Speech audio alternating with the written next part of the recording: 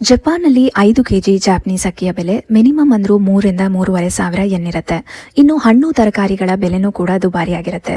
ಇಲ್ಲಿ ಬೆಲೆಗಳು ಯಾಕೆಷ್ಟು ಜಾಸ್ತಿ ಇರುತ್ತೆ?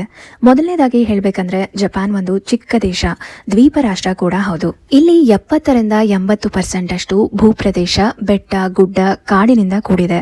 ಇನ್ನು 12% ಭೂಪ್ರದೇಶವಷ್ಟೇ ಕೃಷಿ ಭೂಮಿ ಆಗಿರೋದ್ರಿಂದ ಬೆಳೆಗಳ ಉತ್ಪಾದನೆ ಕೂಡ ಕಡಿಮೆ ಇದೆ.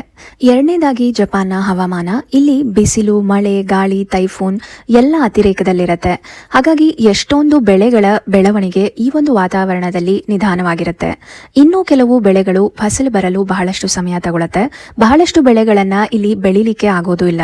ಹಾಗಾಗಿ ಉತ್ಪಾದನೆ ಕಡಿಮೆ ಮತ್ತು ಆಮದು ಮಾಡ್ಕೊಳ್ಳೋದು ಜಾಸ್ತಿ ಆಗಿರೋದ್ರಿಂದ ಇಲ್ಲಿ ಬೆಲೆಗಳು ಜಾಸ್ತಿ ಅಂತಾನೆ ಹೇಳ್ಬೋದು. ಮೂರನೇದಾಗಿ ಹೇಳ್ಬೇಕಂದ್ರೆ ಕಾರ್ಮಿಕರ ಕೊರತೆ ಮತ್ತು ಸಾರಿಗೆ ವೆಚ್ಚ ಹೆಚ್ಚಿರೋದ್ರಿಂದ.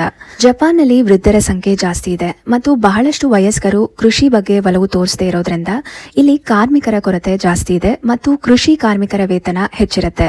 ಇದೆಲ್ಲ ಸಾಗಿಸೋಕೆ ಸಾರಿಗೆ ವೆಚ್ಚ ಕೂಡ ತುಂಬಾನೇ ಜಾಸ್ತಿ ಇದೆ. ಇಲ್ಲಿ ಗುಣಮಟ್ಟದ ಮಾನದಂಡದಡಿಯಲ್ಲಿ ತಾಜಾತನ, ಸ್ವಚ್ಛತೆ, ಪರಿಪೂರ್ಣ ಆಹಾರ, ರುಚಿ ಇವೆಲ್ಲವೂ ಸರಿ ಇರಲಿಲ್ಲ ಅಂತಂದ್ರೆ ಕೆಲವೊಮ್ಮೆ ತರಕಾರಿ ಮತ್ತೆ ಹಣ್ಣುಗಳನ್ನ ತ್ಯಜಿಸಲಾಗತ್ತೆ. ಹಾಗಾಗಿ ಬೆಲೆಗಳು ಕೂಡ ಜಾಸ್ತಿ ಇರುತ್ತೆ. ಇನ್ನೊಂದು ಒಳ್ಳೆ ವಿಷಯ ಏನಂತ ಹೇಳಿದ್ರೆ ಇಲ್ಲಿನ ಸರ್ಕಾರದ ನೀತಿಗಳು ಹೇಗಂದ್ರೆ ರೈತರ ಪರವಾಗಿ ಜಾಸ್ತಿ ಇದೆ.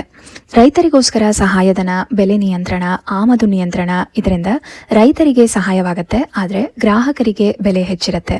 ಇದಲ್ಲದೆ ಇನ್ನು ಬಹಳಷ್ಟು ಕಾರಣಗಳಿಂದ ಇಲ್ಲಿ ದಿನಸಿ ಹಾಗೂ ತರಕಾರಿ ಹಣ್ಣುಗಳ ಬೆಲೆ ಜಾಸ್ತಿ ಇರುತ್ತೆ.